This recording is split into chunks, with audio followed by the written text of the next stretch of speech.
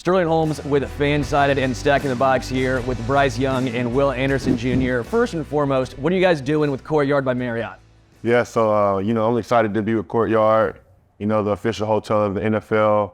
They're doing their Courtyard VIP fan zone. We'll be at Courtyard, Kansas City downtown at 4 o'clock, giving away tickets, 32 tickets, to fans to come sit in here and watch the drive. So I'm excited. Cool. I know you guys can't and probably won't tell us where you're going. Do you have a good feel of where you're getting drafted? Do you have a set in stone? Do you have a good feel? Nah, I'm waiting for the phone call and the commissioner to call a name.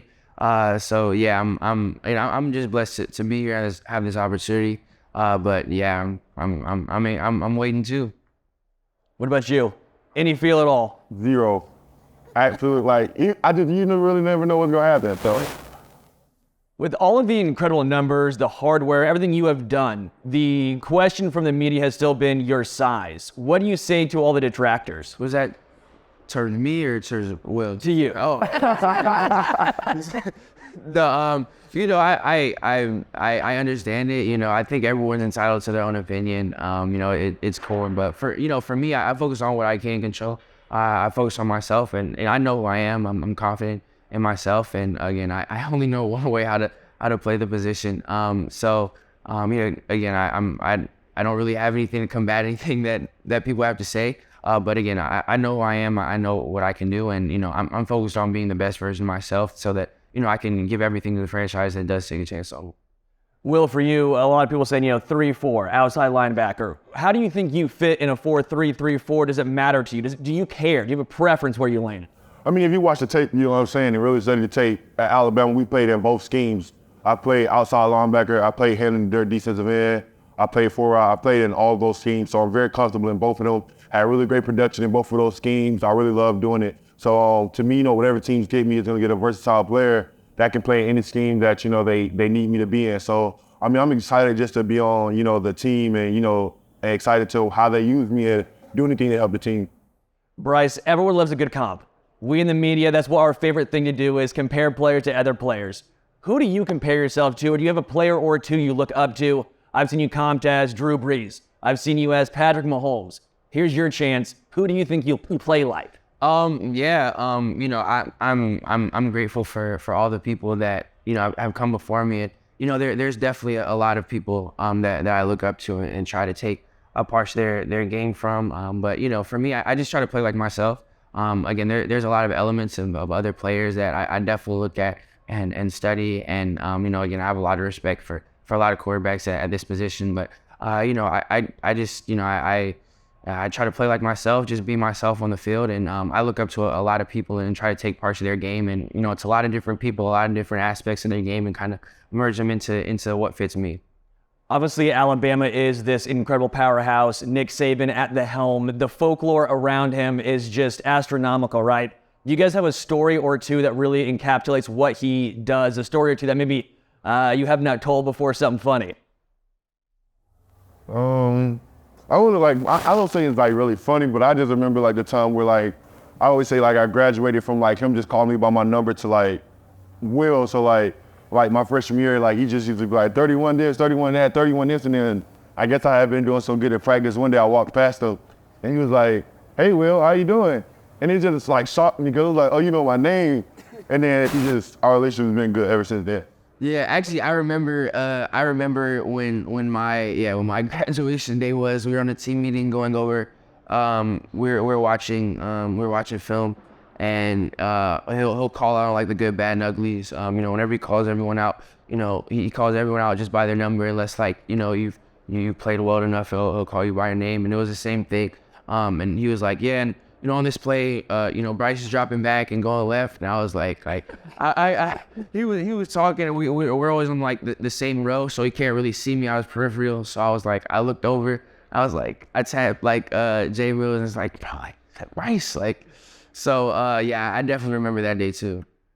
What is your mindset? Because wherever you land, the city, the team, the organization, they're hoping they get this transcendent player as the quarterback. That's what everyone's hoping for. It's tank for Bryce Young. It's tank for Bryce Young. Well, now it's here. What's your mindset with all that pressure on you? Yeah, again, I can't, I can't control expectation. I can't control what people think. And, I've been in a lot of situations where there have been a lot of expectations and pressure. So, with all that, regardless of what the outside impression is, for me, I want to be the best version of myself and focus on doing everything I can to help the team. And, wherever I do end up, I want to work with the team on figuring out week to week what we want to do, game plan wise, what they want from me. And, I want to do everything I can to execute the game plan and help the team win. And regardless of whatever expectations people may come on the outside, that's where all my focus will be. Will, if you could sack one player, either currently in the NFL or throughout NFL history, not trying to get you in trouble here, not trying to just start something, who would it be? I'm looking forward to start sacking on the quarterbacks, honestly. It's a lot of great ones, you know what I'm saying? I don't have a favorite that I just want to sack, you know what I'm saying? I'm looking forward to, all the challenges. They're all really great, so. Was there ever a moment when you realized I've made it? This is a moment where I'm like, I'm going to be a first-round player. I'm going to be a top 5 draft pick. Was there ever a moment that stood out to you guys?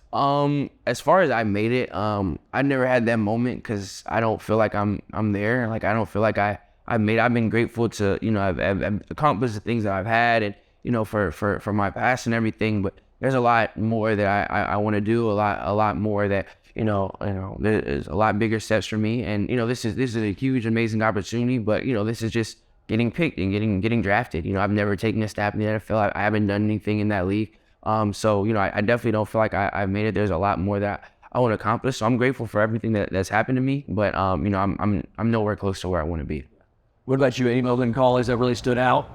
No, for me, to make the most sense, I feel like Bryce said, it's kind of like I got here, but I haven't made it. I feel like, and that's just in my mind the way I'm right. I feel like till I retire, that's kind of like when I say I made it, like I did it. But like right now, I'm here, I'm in the moment, I'm enjoying this process, and I haven't been on the NFL team. I haven't played an NFL snap yet. So until like all that's done, that's when I can say, I made it, like I did it. So really, we just enjoying the moment, enjoying being where our feet are, and taking it all in. What's been the biggest obstacle you've had to overcome in your NFL or your college, high school, just football career in general? What's that biggest obstacle? Football for me was probably my freshman year of college. I never had not played before. I had been in, I'd just growing up, younger, I've always been one of the better players on the team. When you're just playing, Pop Warner, you're playing ball, and then, growing up, I've never not started, I've never not played. And, being the competitor that I was, my goal coming in was to try to earn a starting job as a freshman. And, I wasn't able to do that. And obviously, it was for good reason. Mac had an amazing year and, was an amazing player. And, obviously everything, I feel like worked out the way it was supposed to be. So I'm grateful for how things played out, even though it wasn't, I wasn't my goal at the time. But, it was definitely difficult. It was hard. It was something for me to adjust to, especially being, in a different environment, so far from home, and having to face something that I hadn't faced for ever when it comes to football. So that was definitely something that was tough. But looking back on it, I think it was really good for my development. I think, again, I feel like everything happens for a reason. So I feel like it helped. I was able to learn a lot and take a lot from that experience. But it was definitely difficult at the time. Yeah, for me, I would probably say my freshman year. Like I started my freshman year, and I think it wasn't a normal freshman year. You know what I'm saying? It was COVID, but also just like, you was out there with guys that you see play on TV, you know what I'm saying? And they going out there trusting that freshman, like, is he gonna go out there and do his job? Is he gonna screw up? And I think for me, like, I was just coming out of high school, you know what I'm saying? Like, fresh coming out of high school, now I'm starting at Alabama, and like, the defense that we run and the way the program is set up, like, there's a lot of time that goes in to making sure, like, what you put on tape is good. So for me, like, I had to cut back on a lot of stuff I was doing, like hanging out with friends, making sacrifices and stuff like that. And then as far as just like playing, like you'd be so nervous because you don't want to mess up, you don't want to get your job took because you're a freshman out there. And it's like, I remember like sometimes like in the middle of the night, I'll be like crying, calling my parents like, Mom, like, I don't feel like I got it. You know what I'm saying? Like, I'm out there, but I don't feel like, you know what I'm saying? So I used to be like, am I gonna get my position took? You know what I'm saying? Like, am I producing? You know what I'm saying? So stuff like that. So I feel like that's just like one of the hardest obstacles, like just being that young and having to go into a program like that and having to step up like big time and play with some like the elite guys who really fast.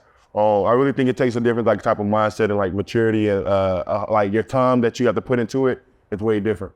Do you guys think Alabama, the Alabamas, the Georgias, this SEC, I went to Mizzou. Obviously, look at me. I didn't play football. That's why I'm here. But do you think they prepare you better for the NFL than other conferences, even the Big 12, Big 10? Is it the SEC? Is there actually a difference?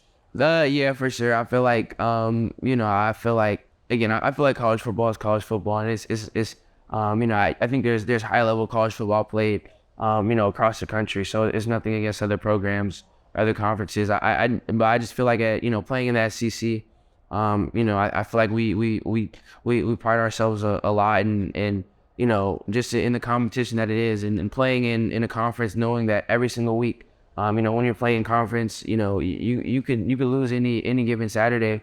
So you have to be at your best. Whatever team you're playing against, you're gonna be playing against guys that are gonna be playing on Sundays. That were 5-4-star recruits that have NFL talent, and from the top to the bottom, that's on every roster. So knowing every single day that you have to prepare, because any team can beat any team in the SEC. I think from college football, that's the closest thing to this next level. He hit it right on the head. Like, he said everything perfectly. As far as the biggest adjustment going from college to the NFL, it's very difficult. I think you guys have two of the toughest jobs position-wise, quarterback obviously, but also edge rushers. You look around the NFL, even highly touted, highly drafted edge guys, it takes time. Kayvon Thibodeau, you just look around, Aiden Hutchinson, George Karlaftis here in Kansas City. It takes about the halfway point for them to really click.